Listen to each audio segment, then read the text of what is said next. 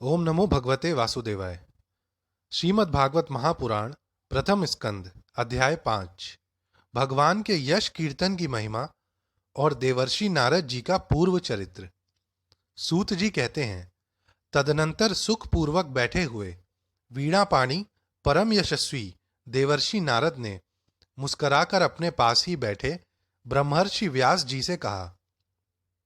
नारद जी ने प्रश्न किया, महाभाग व्यास जी, आपके शरीर एवं मन दोनों ही अपने कर्म एवं चिंतन से संतुष्ट हैं ना?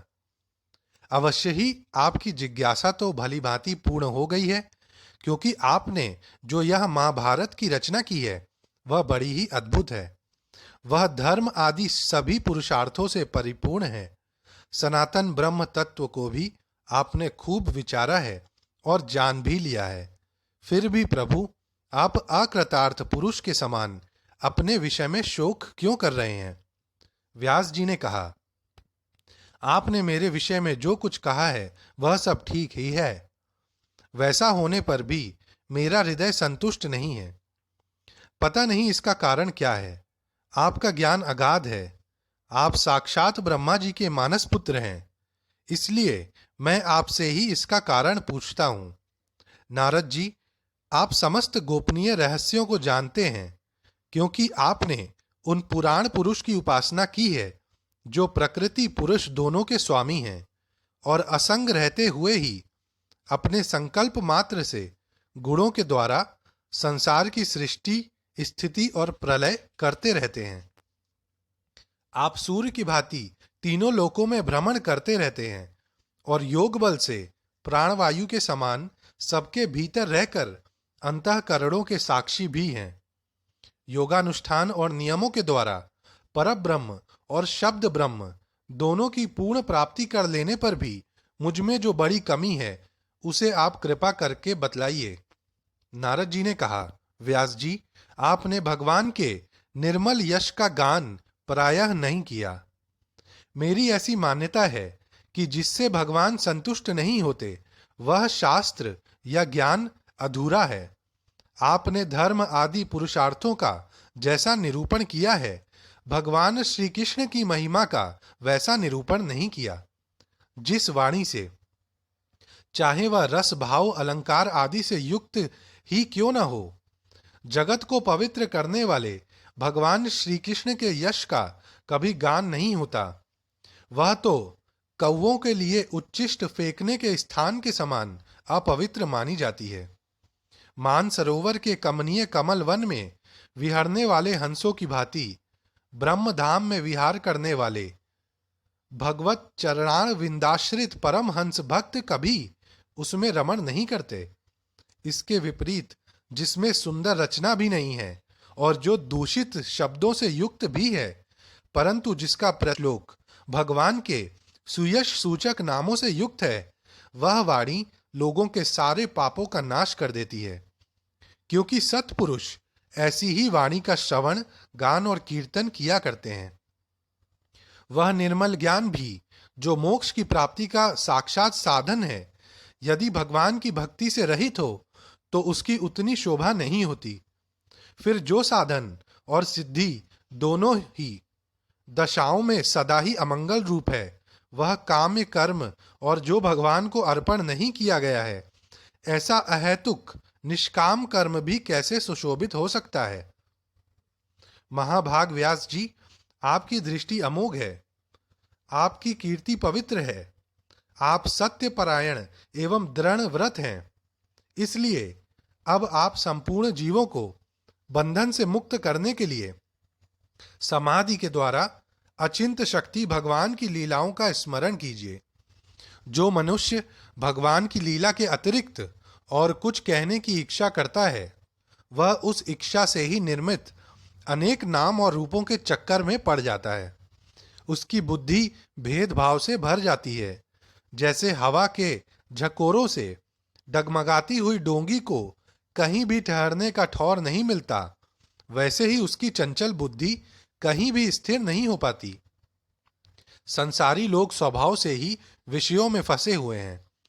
धर्म के नाम पर आपने उन्हें निंदित, पशु हिंसा युक्त, सकाम कर्म करने की भी आज्ञा दे दी है। यह बहुत ही उल्टी बात हुई, क्योंकि मूर्ख लोग आपके वचनों से पूर्वोक्त निंदित कर्म को ही धर्म मानकर यही मुख्य धर्म है ऐसा निश्चय करके उसका निषेध करने वाले वचनों को ठीक नहीं मानते। भगवान अनंत हैं। कोई विचारवान ज्ञानी पुरुष ही संसार की ओर से निवृत्त होकर उनके स्वरूपभूत परमानंद का अनुभव कर सकता है। अतः जो लोग पारमार्थिक बुद्धि से रहित हैं और गुणों के द्वारा नचाए जा रहे हैं, उनके कल्याण के लिए ही आप भगवान की लीलाओं का सर्वसाधारण के हित की दृष्टि से वर्णन कीजिए। जो मनुष्य अपने धर्म का परित्याग करके भगवान के चरण कमलों का भजन सेवन करता है, भजन परिपक्व हो जाने पर तो बात ही क्या है। यदि इससे पूर्व ही उसका भजन छूट जाए तो क्या कहीं भी उसका कोई अमंगल हो सकता है। परंतु जो भगवान का भजन नहीं करते और केवल स्वधर्म का पालन करते हैं, उन्हें कौन सा लाभ मिलता है। बुद्धिमान मनुष्य को चाहिए कि वह उसी वस्तु की प्राप्ति के लिए प्रयत्न करे जो तिनके से लेकर ब्रह्मा पर्यंत समस्त ऊंची नीची योनियों में कर्मों के फलस्वरूप आने जाने पर भी स्वयं प्राप्त नहीं होती। संसार के विषय सुख तो जैसे बिना चेष्टा के दुख मिलते हैं, वैसे ही कर्म फल के स्वरूप में अचिंत्य गति समय के फेर से सबको सर्वत्र स्वभाव से ही मिल जाते हैं।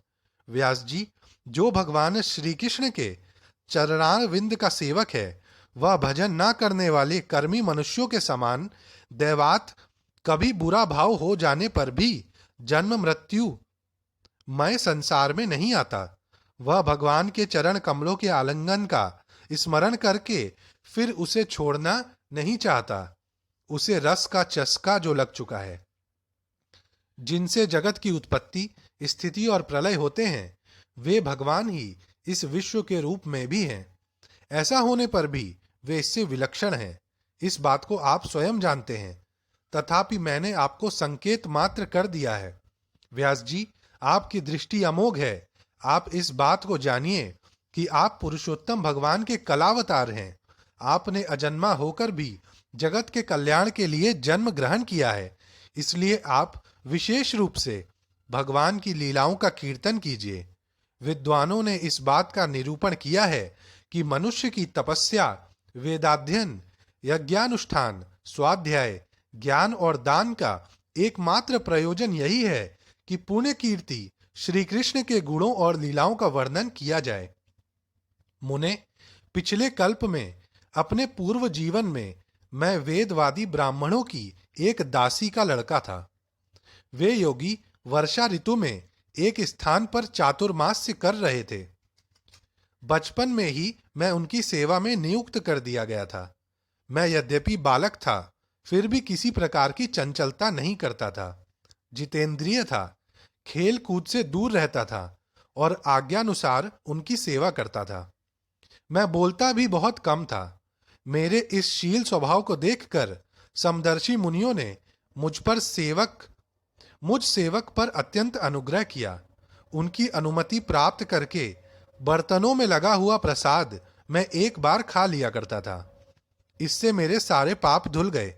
इस प्रकार उनकी सेवा करते करते मेरा हृदय शुद्ध हो गया और वे लोग जैसा भजन पूजन करते थे, उसी में मेरी भी रुचि हो गई। प्यारे व्यास जी, उस सत्संग में उन लीला गान परायण महात्माओं के अनुग्रह से मैं प्रतिदिन श्री कृष्ण की मनोहर कथाएं सुना करता। श्रद्धा पूर्वक एक एक पद श्रवण करते करते प्रिय कीर्ति भगवान में मेरी रुचि हो गई। महामुने, जब भगवान में मेरी रुचि हो गई, तब उन मनोहर कीर्ति प्रभु में मेरी बुद्धि भी निश्चल हो गई। उस बुद्धि से मैं इस संपूर्ण सत और असत रूप जगत को अपने पर ब्रह्म स्वरूप आत्मा में माया से कल्पित देखने लगा। इस प्रकार शरद और वर्षा, इन दो ऋतुओं में तीनों समय उन महात्मा मुनियों ने श्रीहरि के निर्मल यश का संकीर्तन किया और मैं प्रेम से प्रत्येक बात सुनता रहा। अब चित्त के रजोगुण और तमोगुण को नाश करने वाली भक्ति का मेरे हृदय में प्रादुर्भाव हो गया। मैं उनका बड़ा ही अनुरागी था, विनयी था। उन लोगों की सेवा से मेरे पाप नष्ट हो चुके थे। मेरे हृदय में श्रद्धा थी, इंद्रियों में संयम था और शरीर, वाणी और मन से मैं उनका आज्ञाकारी था। उन दीन वत्सल महात्माओं ने जाते समय कृपा करके मुझे उस गुहतम ज्ञान का उपदेश किया जिसका उपदेश स्वयं भगवान ने अपने श्रीमुख से किया है। उस उपदेश से ही जगत के निर्माता भगवान श्री कृष्ण की माया के प्रभाव को मैं जान सका, जिसके जान लेने पर उनके परम पद की प्राप्ति हो जाती है। सत्य संकल्प व्यास जी, पुरुषोत्तम भगवान श्री कृष्ण के प्रति समस्त कर्मों को समर्पित कर देना ही संसार के तीनों तापों की एकमात्र औषधि है। यह बात मैंने आपको बतला दी। प्राणियों को जिस पदार्थ के सेवन से जो रोग होता है, वही पदार्थ चिकित्सा विधि के अनुसार प्रयोग करने पर क्या उस रोग को दूर नहीं करता? इसी प्रकार यद्यपि सभी कर्म मनुष्यों को जन्म मृत्यु रूप संसार के चक्र में डालने वाले हैं, तथापि जब वे भगवान को समर्पित कर दिए जाते हैं, तब उनका कर्म पना ही नष्ट हो जाता है। इस लोक में जो शास्त्र विहित कर्म भगवान की प्रसन्नता के लिए किए जाते हैं, उन्हीं से पराभक्ति युक्त ज्ञान की प्राप्ति होती है। उस भगवदर्थ कर्म के मार्ग में भगवान के आज्ञानुसार आचरण करते हुए लोग बार बार भगवान श्री कृष्ण के गुण और नामों का कीर्तन तथा स्मरण करते हैं। प्रभो, आप भगवान श्री वासुदेव को नमस्कार है। हम आपका ध्यान करते हैं। प्रद्युम्न, अनिरुद्ध और संकर्षण को भी नमस्कार है। इस प्रकार जो पुरुष चतुर्व्यूह रूपी भगवान मूर्तियों के नाम द्वारा प्राकृत मूर्ति रहित अप्राकृत मंत्र मूर्ति भगवान यज्ञ पुरुष का पूजन करता है, उसी का ज्ञान पूर्ण एवं यथार्थ है। ब्राह्मण, जब मैंने भगवान की आज्ञा का इस प्रकार पालन किया, तब इस बात को जानकर भगवान श्री कृष्ण ने मुझे आत्मज्ञान, ऐश्वर्य और अपनी भाव रूपा प्रेमा भक्ति का दान किया। व्यास जी, आपका ज्ञान पूर्ण है। आप भगवान की ही कीर्ति का, उनकी प्रेममयी लीला का वर्णन कीजिए। उसी से बड़े बड़े ज्ञानियों की भी जिज्ञासा पूर्ण होती है। जो लोग दुखों के द्वारा बार बार रौंदे जा रहे हैं, उनके दुख की शांति इसी से हो सकती है और कोई उपाय नहीं है। ओम नमो भगवते वासुदेवाय।